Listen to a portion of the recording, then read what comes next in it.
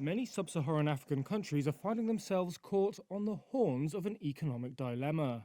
They need to tackle mountains of expensive debt, but to do so requires the unpopular move of slashing spending. So how did this come about?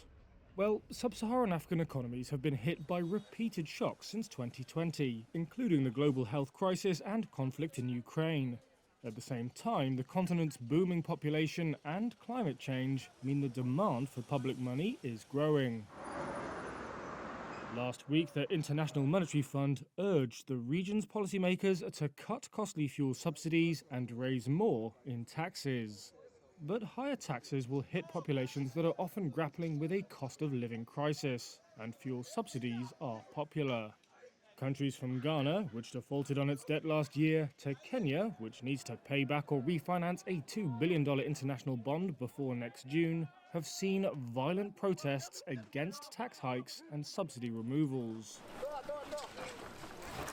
However, the IMF is warning that there's more trouble ahead if economies stay on the current fiscal trajectory.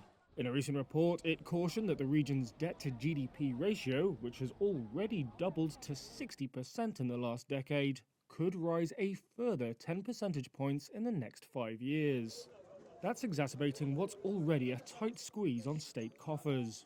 Developing countries' interest payments have grown faster than public spending on health, education and investment over the last decade, a UN report said in July. Sub-Saharan Africa's ratio of debt interest payments to government revenues has more than doubled in the last decade to 10.5%. That's about 3 times the ratio of developed countries, according to the IMF. In many nations, it's much higher.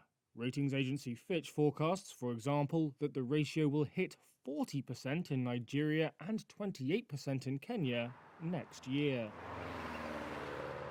High interest rates make refinancing debt prohibitively expensive for most African countries and have weakened their currencies against the US dollar.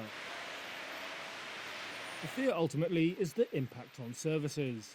The IMF's African Department Director, Abebi Selassie, said that what they're trying to avoid is spending on health and education being harmed. But he warned that's exactly what could happen if the current situation persists. Oxfam International has forecast that public spending could drop in real terms for the next 5 years in 26 sub-Saharan African countries. And that could be counterintuitive to tackling the economic conundrum.